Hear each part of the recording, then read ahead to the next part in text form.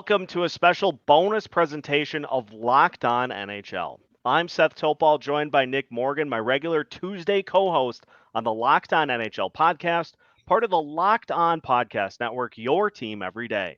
On today's special edition of the show, we'll lay out the single most interesting thing about each team in the Western Conference going into the 2023-2024 NHL season, as outlined by the local hosts of the Locked On NHL Network. Impact players, dominant storylines, and what's at stake for all 16 teams in the West are on tap. And for the full rundown of the 5 things you need to know about every NHL team, be sure to watch the 2023-2024 NHL season preview playlist on the Locked On NHL channel. And with that, let's dive into the most interesting thing about every team in the West, and where better to start than the defending Cup champion Vegas Golden Knights, who will go as Captain Mark Stone goes in their title defense season, says Locked On Golden Knights co-host Chris Golick. Who figures to be the most important player on the Knights this year, and what makes them so crucial to the team's success? Mark Stone's back is the most important player on the Golden Knights. Mark Stone's looked really good in the captain skates last week, and then, of course, he's looked good in the first day of training camp. Let's see what happens once especially once the Edmonton Oilers come to town and they start going after those soft spots in Mark Stone's back. Is it going to be a spot where he plays the first 40 games and then he's hurt for the last 40 games and we go through all the cap circumvention drama again? I don't know if that's going to happen. I personally see the ceiling as 50 games for Mark Stone. He's only played a total of 80 of the last 164 regular season games. Continuation on the same question, of course, Jack Eichel and his growth will be very, very interesting to see as well, and see if he can get himself in that Selke conversation possibly. Nick, as the Golden Knights go, Mark Stone goes. Do you agree? Partially. I think Vegas has such a deep team that, we've seen it happen before where one or two people can go down and they'll survive it. That's, I think, the story of the Vegas Golden Knights. I mean, look, let's make no mistake. Mark Stone is a very important player for the Vegas Golden Knights. We saw him, kind of put the team on his back at certain points during the Stanley Cup Finals run last year. To me, though, the bigger thing is in goal. That was the X factor for the Vegas Golden Knights last year. Was Adin Hill stepped up late in the playoffs, and that was after Laurent Brossoit stepped up in the playoffs. And that was after Logan Thompson stepped up in the regular season. So, they had such consistent goaltending no matter who was in net. Can they get that same magic again this year from Adin Hill and Logan Thompson? That, to me, is going to be the biggest deciding factor if Vegas can repeat again this year. I like it. Who stands the best chance of challenging the Vegas Golden Knights to come out of the West? The team with Connor McDavid and Leon Draisaitl seems like a good place to start. But is their goaltending up to the test? Nick Zararis examines that question. Who figures to be the most important player on the Oilers this season, and what makes them so critical to the team's success? So I have a two-part answer for you. Number one, it's Connor McDavid. That's the best player in the world. Any team that features the best player in the world, he's going to be the most important component to their team. But you don't really worry about McDavid beyond injury. And even injury, you can't really worry about that. You can't forecast it, predict it. You can do everything you can to protect against it. But if that happens, you have to find a way to adapt. The more complex answer, and frankly, the more interesting answer, is the goaltending situation, because they went into last season where they gave Jack Campbell a long-term deal as a free agent to be the starter, and he lost the job by, I would say, the end of November, and Stuart Skinner usurped him. He was an all-star last year. He was a Calder finalist last year. He had a really strong season. And then when the playoffs came, Skinner really struggled. Campbell relieved him a couple of times in that series against the Kings. And then by the time they got to that second round series, Skinner was really out of gas. Campbell was really tired. And that was the most games Stuart Skinner had played in a season since I want to say 2015, 2016, when he was like 16 or 17 years old as a junior hockey player. So the physical wall the goalies hit, especially the young ones who haven't made 40, 50 starts in a long time, it really came for the Oilers last year. And that's not to say you don't want to ride your best goalie. That's what Stuart Skinner was for them last year. But you need to balance the short term, we need to win this game, versus we're trying to win a Stanley Cup. So there's a real balance the Oilers need to find this season with their goaltending. First off, Seth, easiest answer to the question, who's the most important player on the team from anybody so far, just being able to say, oh yeah, the once in the generational player, Connor McDavid, seems easy enough. Your take on Stuart Skinner and how important he is to the Oilers' success this year? Well, he's going to be everything to what the Oilers hope to accomplish this year, because we saw flashes from him of a guy who could potentially be that goalie for this team, and they just have not had that over the last handful of seasons, especially with McDavid and Draisaitl. We've seen it in the postseason. You and I have talked about it, that you just can't get to the Cup final with having guys like, and I'm not trying to throw strays at Mike Smith, but you can't get to the Cup final with Mike Smith as your goalie. And so if Stuart Skinner can be that guy that takes over, that's going to be what helps Edmonton get over the top. And if they continue to not get that, or if they continue to get guys that kind of get overwhelmed in the postseason, they're going to continue to have the same results happen year in and year out. So I think it is definitely the goalie situation for the Oilers that will get them to where they want to go. Yeah, I'm right there with you. And it seems like they have everything else except that consistent goaltender. So maybe that happens this year. Of course, the team that's lost to Edmonton in back-to-back playoffs, a.k.a. the LA Kings, well, they made a big move this summer to bolster their chances of getting over the hump. Eddie Garcia of Locked On Kings details how Pierre-Luc Dubois will fit into an LA Kings team on the rise. You alluded to it a little bit already, but what was the biggest move of the offseason for the Kings?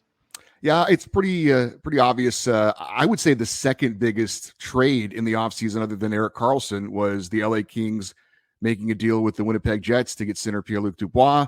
Now, the Kings did part with 3 players off of their roster, Gabe Vilardi, Alex Iafallo, and Rasmus Kupari, to get Dubois. So they did pay a hefty price along with a second-round pick, but specifically taking depth off of their roster. They then made a financial commitment to Pierre-Luc Dubois, 8 years, $68 million. So the Kings are now very strong down the middle. Anze Kopitar, Pierre-Luc Dubois, Philip Deneau. So the thinking was that LA needed to make a bit of a bold move to get over that hump in the playoffs, to be able to compete with the defending Stanley Cup champion Vegas Golden Knights, to be able to compete and defeat the team that's beaten them the last year in the playoffs, the Edmonton Oilers. I think it's very likely that they could meet one of those teams in the first round. So the Kings did lose a little depth, but they feel like, maybe Vegas hasn't really done much to improve. Edmonton hasn't really done much to improve. The Kings needed to be bold, make a big splash, go out and get a player that can really help them get over that hump. That's what they did. We'll see if Pierre-Luc Dubois can be the difference for the Kings this season. Yeah, it's going to be very interesting to see if he can be what takes that Kings team over the top. But again, Nick, I'm going to throw it to you. Is the goaltending going to be enough for this Kings team to be able to be one of the legit contenders in the West? I mean, how do you feel about Cam Talbot starting 60 games a year? No comment. Yeah, no comment here either. I mean, that's the biggest factor. The thing about Pierre-Luc Dubois is, that was sort of the big headline-making trade, and that was sort of the deal that the Kings fans pointed to. It's like, all right, we got our guy of the future. Like, this is sort of that big breakthrough trade that puts us over the edge. This is no, shot at Pierre-Luc Dubois as a player, because he's a very effective player, but is he a franchise player? Like this is by no means like the Matthew Tkachuk-esque trade last year where Florida just instantly kind of flipped their future around. To me, Pierre-Luc Dubois is, a very good player, but I'm hesitant to say like this is the move that puts the Kings like over the top and puts them towards contention. They add a good player to their roster, I'm just not sure it's one that makes them, put them among like the Dallas and Vegas and Colorados in the West. If they would have grabbed another player from the Jets, Connor Hellebuck, would be a completely different conversation. But there you go. Speaking of one side of the contention window to the other, we move to the Chicago Blackhawks. They came away as the biggest winner of the summer, or one of the biggest winners of the summer, when their number came up as the winners of the draft lottery. As Jack Bushman details, Connor Bedard's arrival will be the big story, but the rest of Chicago's youth should turn some heads as well. Jack, I know this is an obvious answer, but what's the biggest storyline surrounding your team heading into this season? Well, funny enough, Gildy, I'm going to give you a two-parter because the first one is so obvious. All eyes are going to be on Connor Bedard to see how he's going to fare against, grown men in the NHL speed. There's obviously been a ton of buzz and a ton of hype behind this kid, not only since he's been drafted, but for the last, year and a half now that he's really been on everyone's radar. And everyone's going to be looking at, he's been thrown in that generational talent type of bucket. And, there's expectations obviously that come with that. And Blackhawks fans are going to be hoping to see him, take that next step, show signs of progression, show signs of development and comfortability, and just getting the understanding of what it takes to play this game at the highest level. We actually got a little bit of a first glimpse at Bedard last night in the Blackhawks preseason opener, and boy, he did not disappoint and did a lot of good things and made a lot of good moves against quality NHLers that the Blues had in the lineup. So obviously, us Blackhawks fans and everyone around the NHL is going to be tuning into the Blackhawks more than they have for sure the last couple of years to go and watch Connor Bedard. But I think the biggest thing actually for the Blackhawks as a whole, Gil, is development, not only with Connor Bedard, but there's a lot of young guys who are going to get their first crack at being full-time NHLers. Someone like Lukas Reichel, who right now is penciled in to be their second line center. The whole left side of their defense looks like it could be very young as well. Wyatt Kaiser's there right now. Alex Vlasic has gotten some time in the last couple of seasons, but this is his really first full NHL shot. And then Kevin Korchinski, who was the 7th overall pick in the 2022 NHL draft.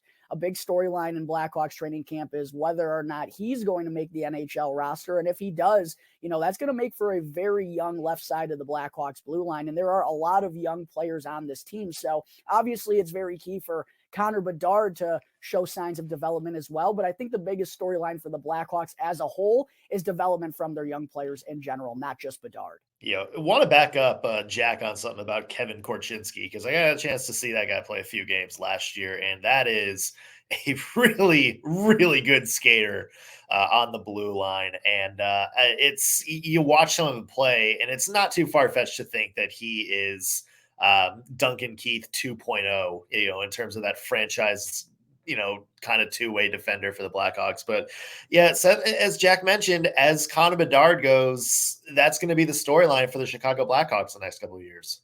And by the way, just seeing some of the things that he has done to teams on the ice so far in the preseason, probably I'm not a law expert, but probably illegal in like 48 states. What he has done to like the Detroit Red Wings, what he's done to I mean the hesitation move he had for a goal against Detroit was disgusting, and he's going to do that all season. And I'm getting fired up because now he's going to be tormenting the Minnesota Wild for the next 10 to 15 years. After Patrick Kane and Jonathan Toews did that, it just never ends. We'll talk more about the Wilds coming up, as well as the Colorado Avalanche, Seattle Kraken. We've got plenty more. We're just getting started on today's season preview edition of the Locked On NHL podcast. More on the way after this. When you're drafting your fantasy team, do you ever wish you could do the same thing with your business team? If you're building a roster to win the league, you need Indeed. Indeed is the hiring platform where you can attract, interview, and hire all in one place.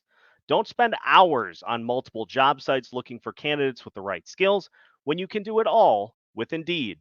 Hate waiting? Indeed's U.S. data shows over 80% of Indeed employers find quality candidates whose resume on Indeed matches their job description the moment they sponsor a job. Indeed knows when you're growing your own business, you need to make every dollar count. That's why with Indeed, you only pay for quality applications that match your must-have job requirements. Visit Indeed.com/lockedon to start hiring now. Just go to Indeed.com/lockedon. Again, Indeed.com/lockedon.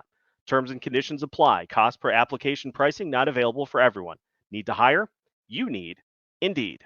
Welcome back to today's special season preview edition of the Locked On NHL podcast. Seth Toupal and Nick Morgan going through some of the biggest talkers heading into the NHL season. We move now to the Colorado Avalanche, who, and I completely forgot, that shows how much time has passed since, they won the Stanley Cup 2 seasons ago. And this past year fell to the Seattle Kraken in the first round of the playoffs. Can a revamped supporting cast help the talent-rich Avs get back to the top of the mountain? And which player needs to step up most to fill in for injured captain Gabriel Landeskog?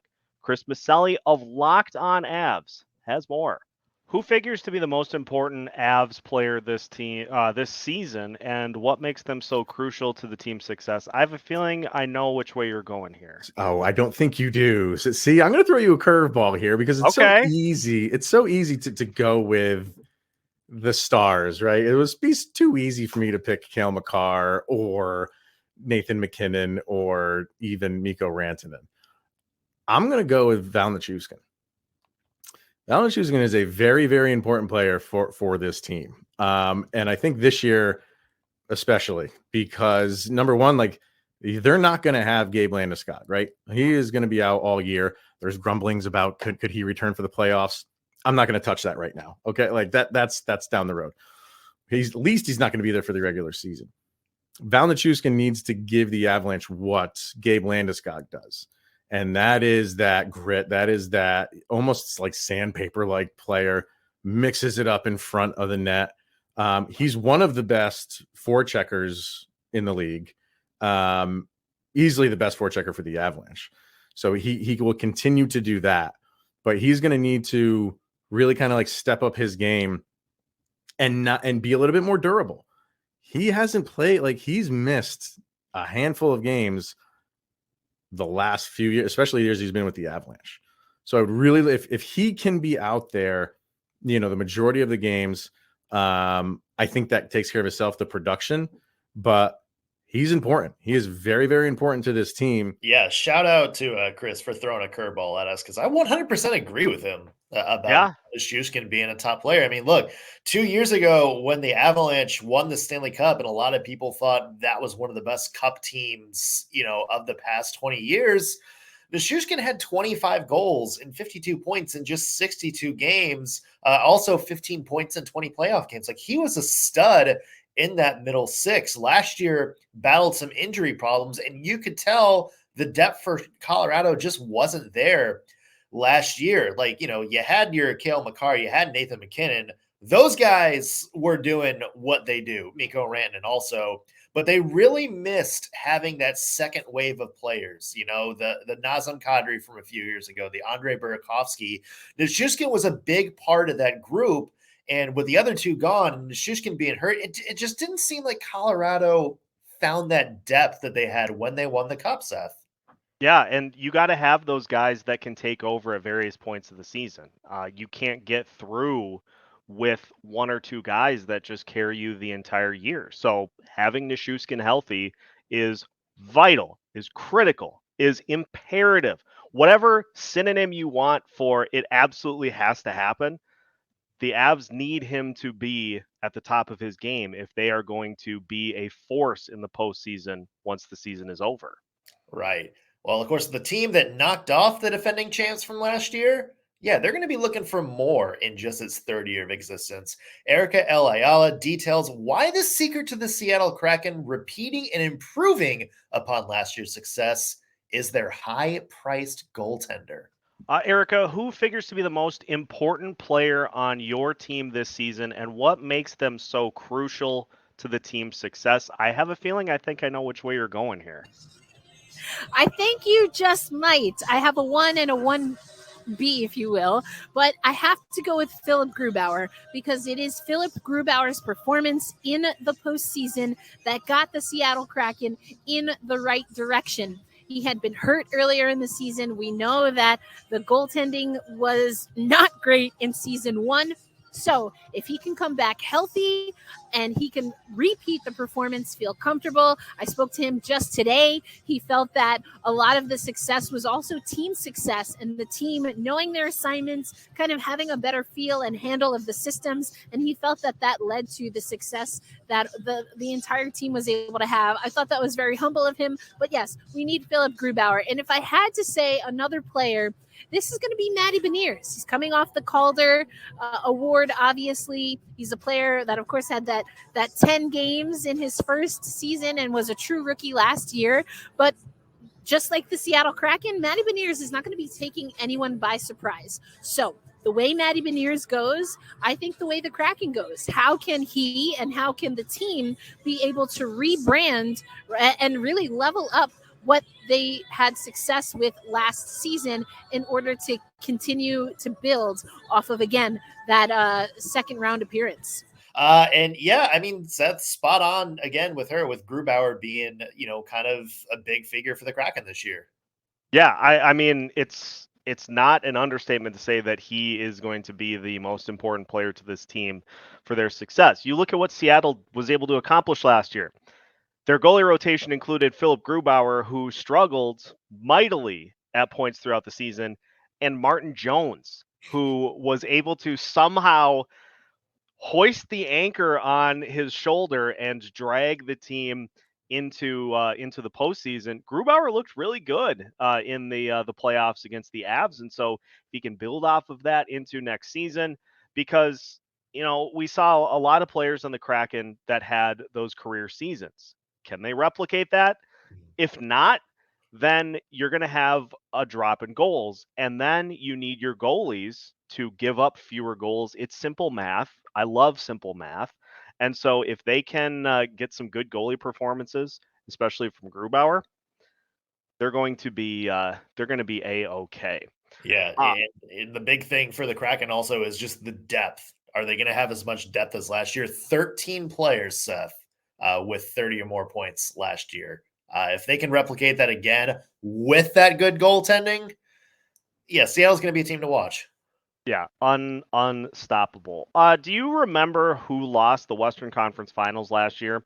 In typical under-the-radar fashion, it was the Dallas Stars, who continue to be one of the more reliably good Western Conference teams and who made one of the savviest under-the-radar signings of the summer. Joey Erickson tells us why Matt Duchene could be a huge difference maker on a 1-year, $3 million contract.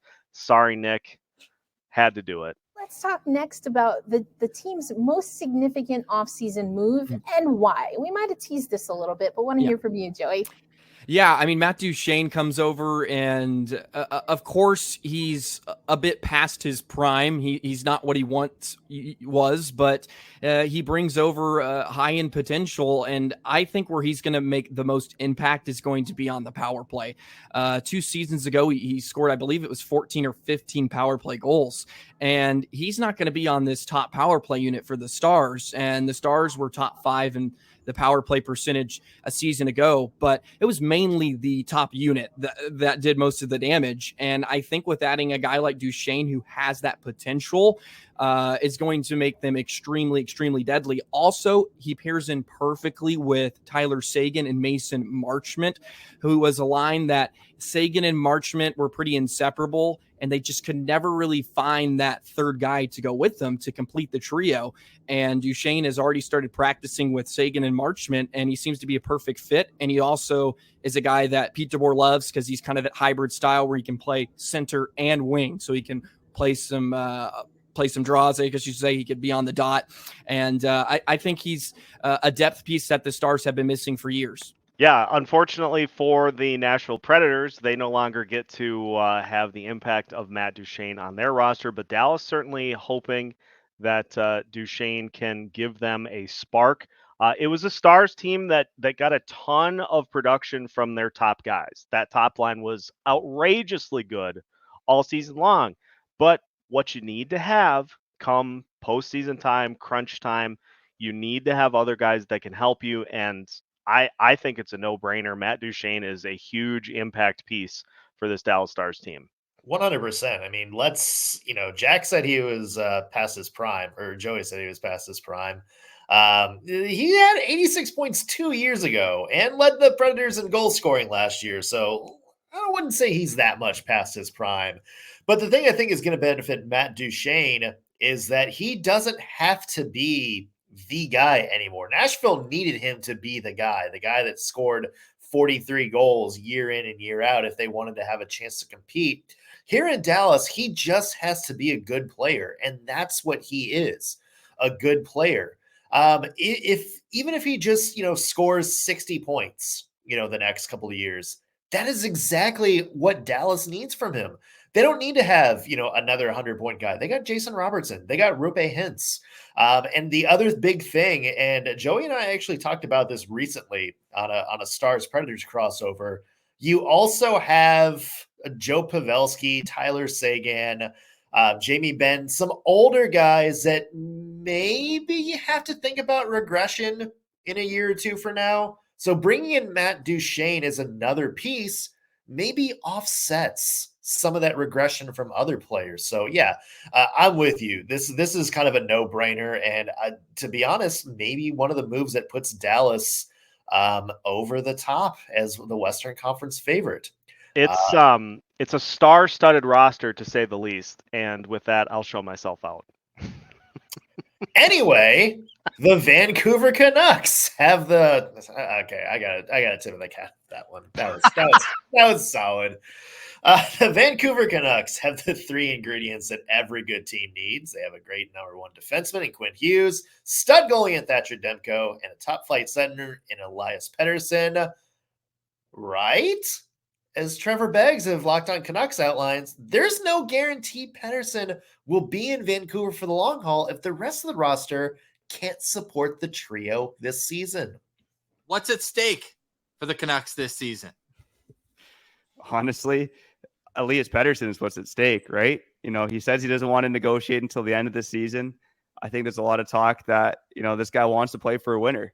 And the Canucks, have not been a winner. In fact, they've been a bottom feeder pretty much since he entered the NHL. So I think, again, that's what's at stake here. I mean, the Canucks, if they make the playoffs, if they go on a better run, they make some noise.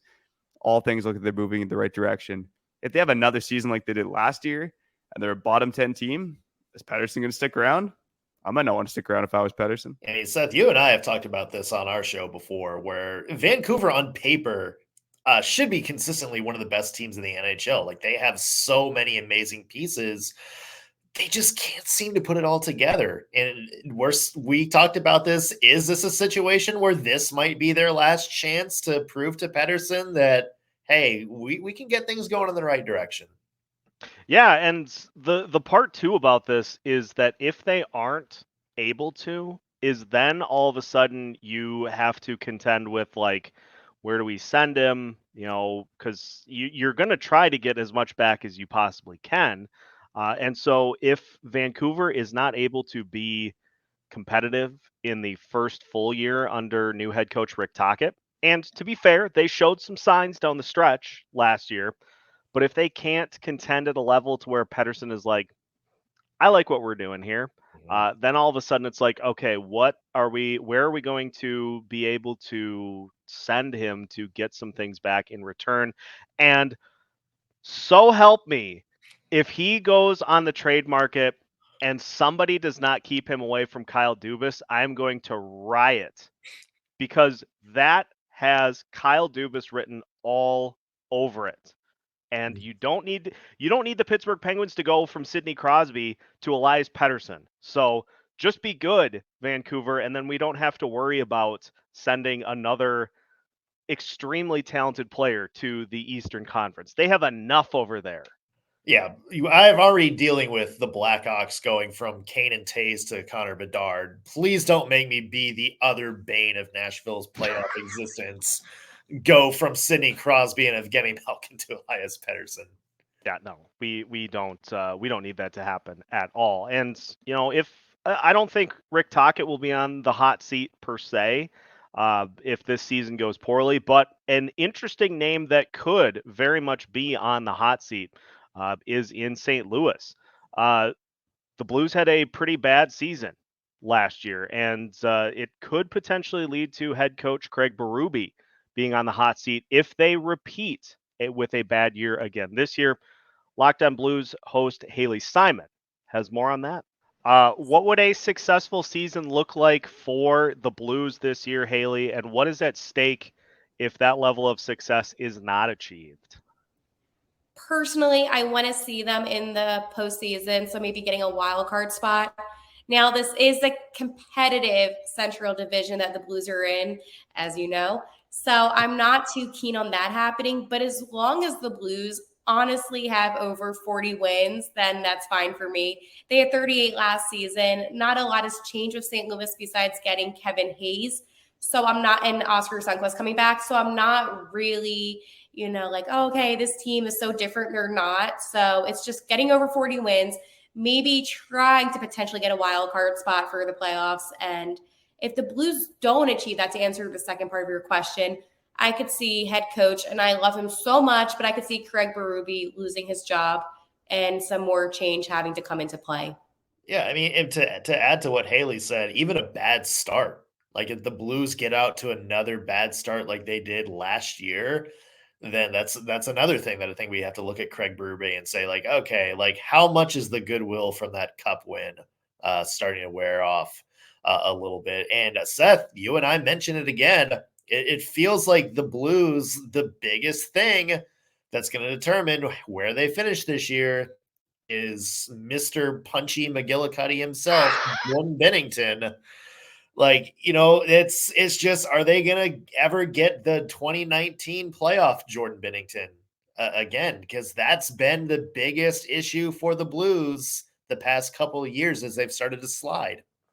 Well, and as you so often run into with players who have that edge and play with that edge regularly, is that sometimes you go a little too far, and it's very hard to kind of rein it back in once you have let the dog off the leash. And so for Binnington, if he can have kind of that edge to him, that can be a good asset for this Blues team. But if he kind of gets to where he's playing some of those head games, then things start to spiral out of control. Then he's trying to fight Marc-Andre Fleury. Thanks, refs. And then things just go horribly, horribly wrong. So big season for St. Louis, to say the least, as we gear up for this year. Yeah, and I like what St. Louis is kind of building around Robert Thomas, Jordan Kyrou. There's some good young talent there. Maybe somebody like Kevin Hayes comes in and is, a little bit of a veteran addition to kind of bolster that lineup. So we'll have to see what that is. I think the Blues are a team that, a lot of us are kind of expecting to see where they finish. We're not going to have to play that waiting game with the San Jose Sharks.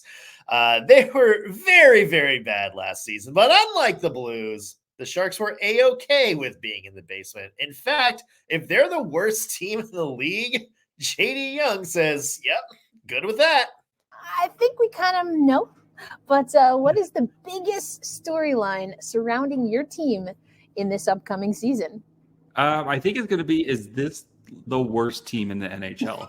And that's a very, very fair question, right? If you look at the roster, there is a lot more questions than answers on this roster. And as this team is going through its rebuild, right?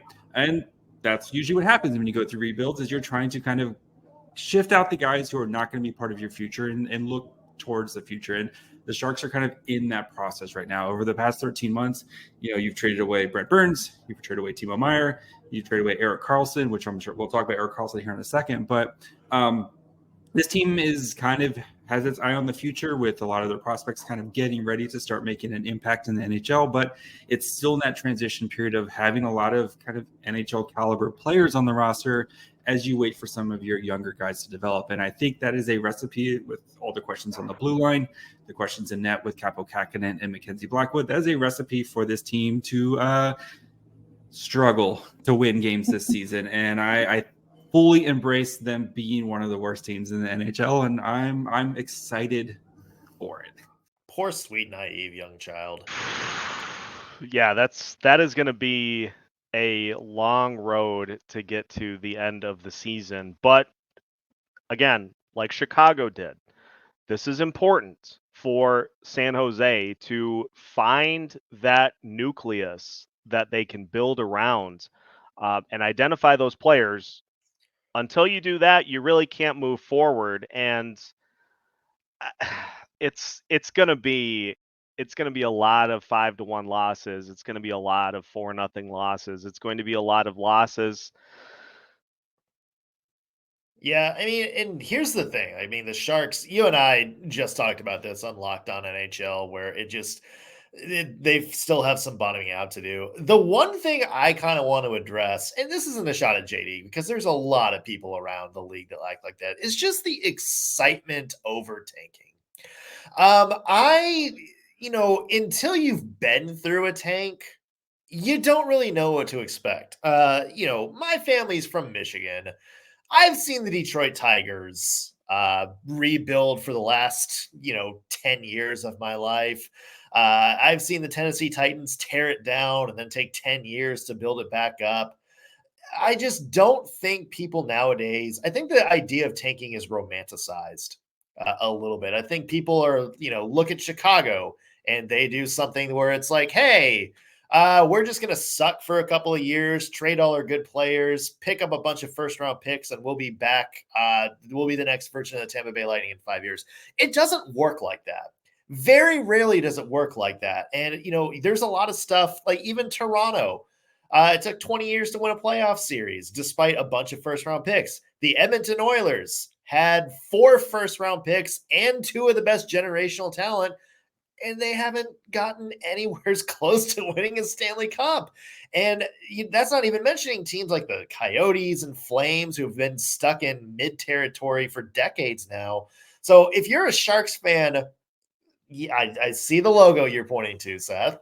If you're a Sharks fan, I get it. Like, there's some fresh blood. There's some excitement on the way. Maybe the chance of being a number one. But I'm also saying, like, you're in for some bad years, and not 1 or 2. It could be a while before you're back playing meaningful hockey. So just be prepared for that before you jump into, oh, we got to tank, embrace the tank. Yeah, because you get 3 or 4 years down the road on the path, and all of a sudden you're like, oh no, we didn't do what we were hoping to do during this time frame, and so now we have to reset and do it again. But there is the tanking side of things, and there's the perpetually finding ways to make the postseason and coming up with hilariously creative and heartbreaking ways to lose in the first round of the playoffs. Minnesota has made that into a masterclass. And so we will talk about Minnesota, plus we have many more teams to discuss as well as we continue our special season preview edition of the Locked On NHL podcast after this. Right now, you can snap into NFL action this season with FanDuel, America's #1 sportsbook. Right now, new customers get $200 in bonus bets guaranteed when you place a $5 bet. That's $200 in bonus bets, win or lose. So if you've been thinking about joining FanDuel, there's no better time to get in on the action. And the app is so easy to use. There is a wide range of betting options, including spreads, player props, over-unders, and much, much more. So visit FanDuel.com/lockedon and kick off the NFL season in style. FanDuel, official partner of the NFL. Welcome back to our special season preview edition of the Locked On NHL podcast. And the team that we're going to talk about next, very near and dear to me, because they found a way to lose in the first round of the postseason 7 consecutive times. The Minnesota Wild.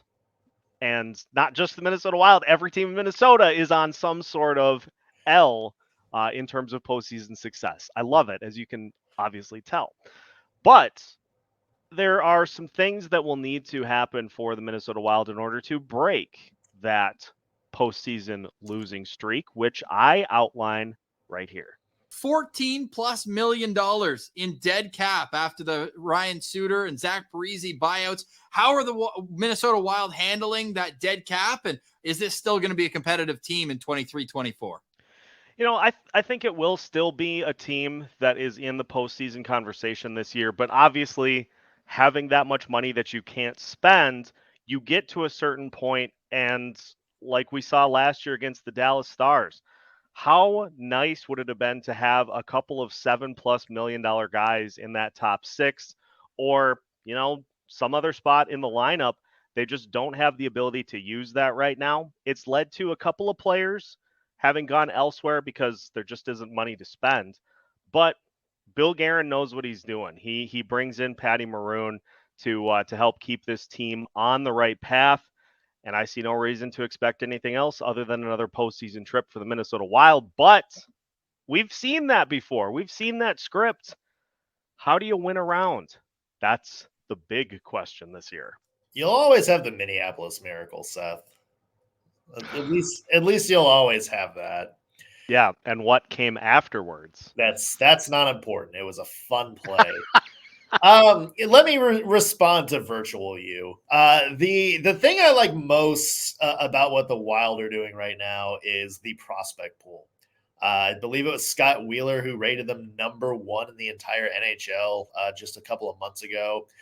Some bona fide superstars, coming through the pipeline, and some guys like Matthew Boldy who are already there, and Marco Rossi, who's, should hopefully take that next step with a injury-free season this year.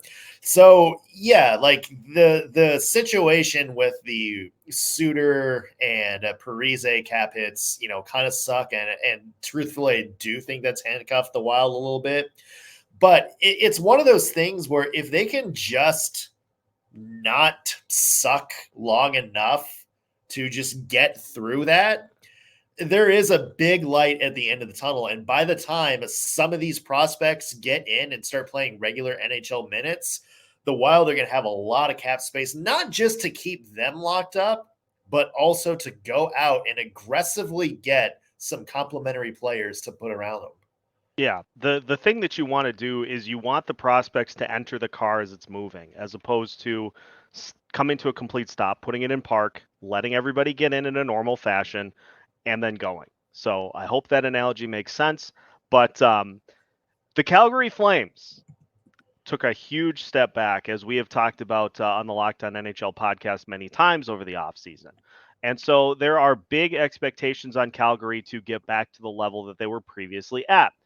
But as host of Locked On Flames, Jess Belmosto says, the play of high-priced forwards Nazem Kadri and Jonathan Huberdeau, while important, is nowhere near as crucial as the Flames' ability to manage the load of their high-priced goalie. Who figures to be the most important player on the Flames this year, and what makes them so crucial to the team's success?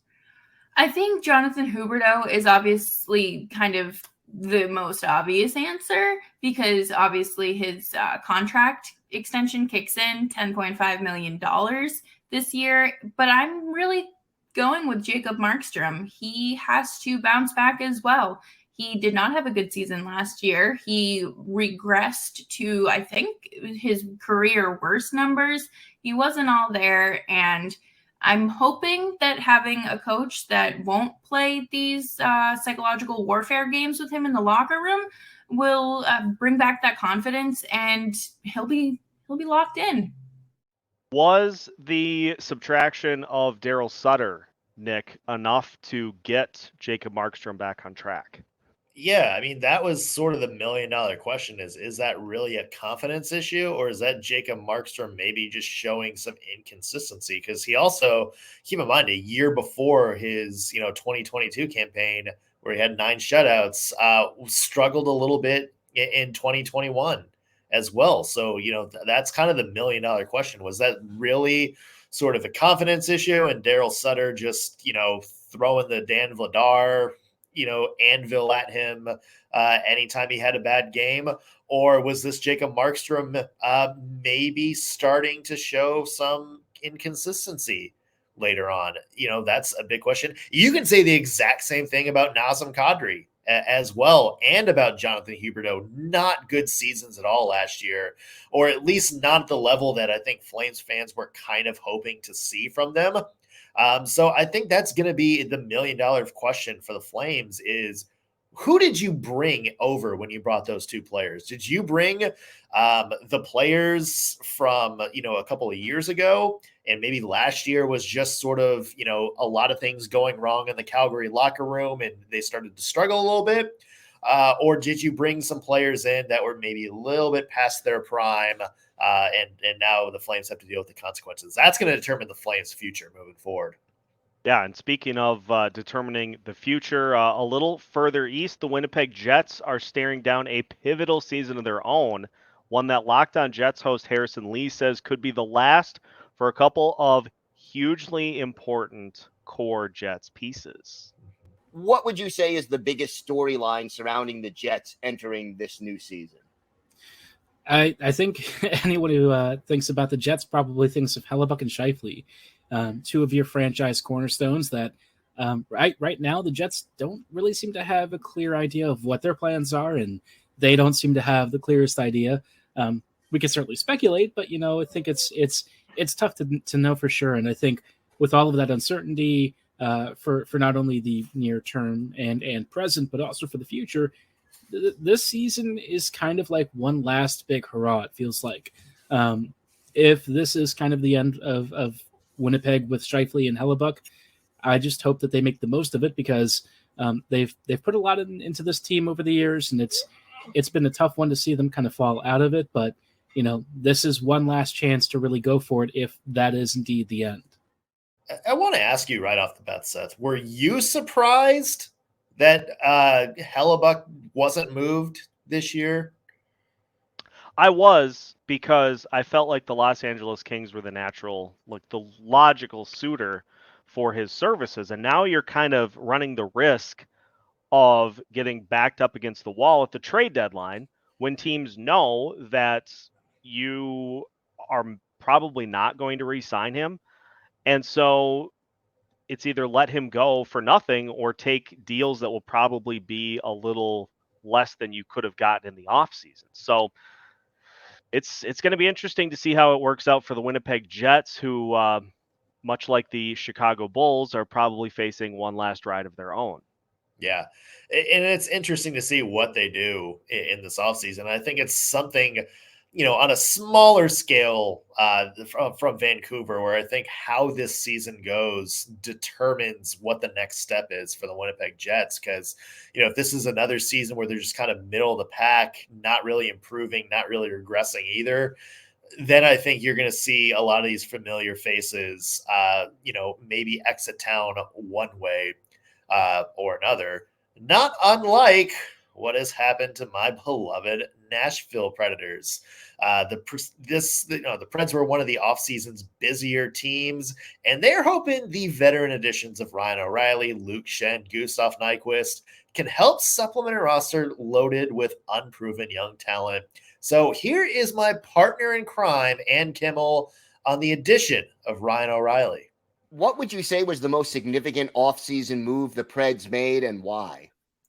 Well, two things were pretty significant that the Preds did this offseason. One is who they got rid of. The Nashville Predators moved what they often refer to as the unmovable $8 million contracts of Ryan Johansson. They bought out Matt Duchene as well. So two veterans are no longer on the team.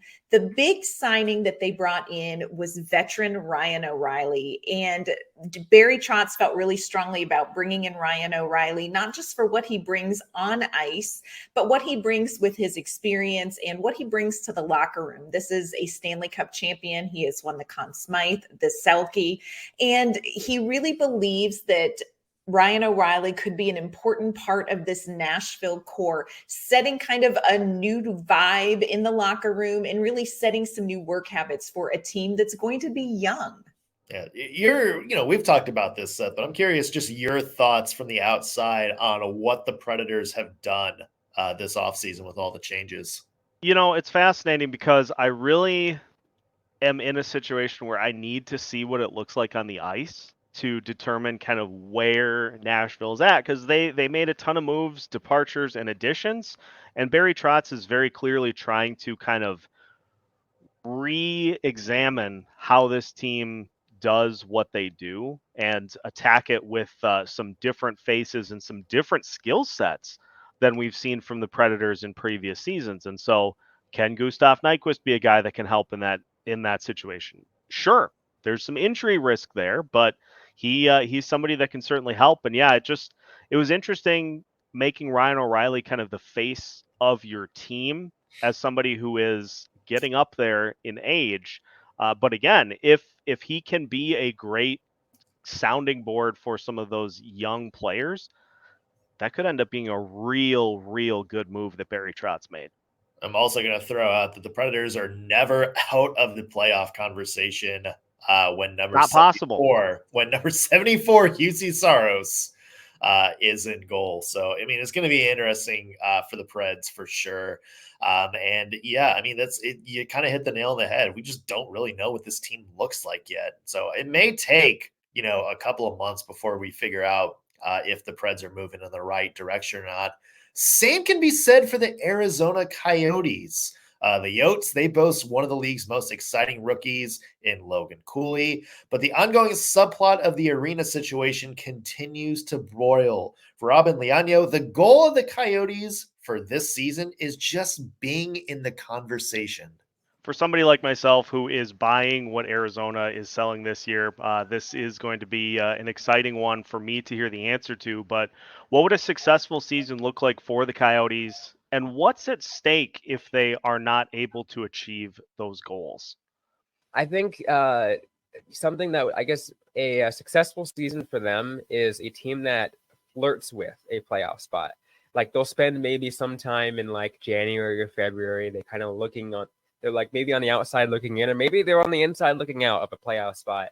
They're not going to make a playoff spot. I still don't think this team has all the tools just yet to play up there with the best of the NHL, but they're getting close. They're making all the correct steps. Bill Armstrong has been doing a phenomenal job with the rebuild, and I really think that the only thing that can turn this around, and let's say, I guess if Bill Armstrong just makes incorrect trade moves come the trade deadline, and it hurts the morale and the team goes in the wrong direction the next year. That's the only thing that we don't want to see, a team going in the wrong direction. They're only making positive steps on the ice, and that's what we want to see. Yeah, Robin hit the nail on the head there, where it's just, I think the goal is just to, get a little bit better than they were last year. And a lot of the people they brought in, like Matt Dumba, Jason Zucker, Sean Dursey, I think an underrated pickup from the LA Kings. Those are some moves that they are hoping kind of supplements that. And Clayton Keller, one of the more underrated players in the entire NHL. I stand by that. I think he is absolutely a dynamic scorer. Somebody that if he was playing on, Toronto or New York or New Jersey, we'd be talking about him as, a top player in this entire league. They have some tools, especially with Logan Cooley coming up, to be a really good team down the road. I agree. I don't think it's going to happen this year, Seth, but you got to like what they're doing. Yeah, I just like the mix that they're putting together. And we talked about this on the Locked On NHL podcast as well. It feels like they got the right fitted coach. Feels like they got the right fits in the front office to lead this team. They're building clearly defining their core. And so now it becomes just putting some veterans. You're making a batch of chili or some soup, whatever fits your fancy. You've got the base established. You've put in all the key ingredients, and now you're just adding little bits of seasoning to try to make it taste just right. And we'll see if the Arizona Coyotes have created that wonderful blend, or if they end up putting in too much, or if it ends up just getting burnt. You just hope ownership is not Kevin Malone right now. Well played. Played.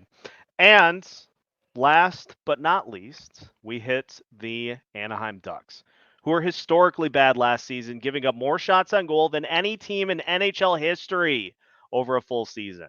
As Jason Hernandez details, their loaded prospect group is going to be tasked to turn things around under new head coach Greg Cronin, with one young forward likely to have a touch more importance than the rest. Who figures to be the most important player on the Ducks this year, and what makes him so crucial to the team's success?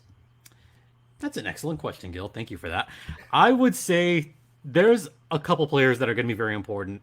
I've mentioned Troy Terry before, who really knows how to put the puck in play. But someone else that I think is going to be very important for this team, another young up-and-comer that I think could see some major minutes, Mason McTavish. Last season, in his age 20, let me remind you, age 20 season, he was 4th in the team in points. He's already assured himself a top role on this Ducks team. And we're already seeing, especially some of the latter games, we're seeing the type of top 6 quality player that the Ducks got. Don't forget, Mason McTavish was a lottery pick not that long ago. And we're already seeing the dividends. McTavish has that big body of his, so he can muscle his way in there if he has to. And also someone that gets into the dirty areas. I'm a big believer in having someone pound the net, get in front of the crease, disturb opposing goaltenders. You always need those, I don't want to say the term grease guy, but you need someone that is not going to be afraid to get in there. Anaheim Ducks are going to ride their young players to try to get out of the muck this season. And, you know, it's a fun group. Troy Terry, Mason McTavish, Trevor Zegras. It's a fun group. It's just, you know, as we said, you give up the most shots on goal in NHL history through the course of an entire season. Like, you got to at some point start to add, you got to capitalize the D in Ducks to also capitalize the D in defense. Yeah, and that's number one. You know, first off, you're really proud of that, aren't you? I don't even know what it means. Yeah, it sounds great though. You know, the other thing is Trevor Zegras just accepted a very, very team-friendly deal. So he's back in the fold now. He's obviously going to be the focal point of the team, I think, the next couple of seasons. It's an interesting end to that saga, but Zegras coming back really helps the Ducks. Maybe they take a step forward this year as well. Yeah, we will certainly find out. That does it for this special presentation of Locked On NHL. For more on every team in the West ahead of the new NHL season, be sure to tune in to the local Locked On podcast covering your team the way only our local experts can all throughout the season. The Locked On Podcast Network, we are your team every day.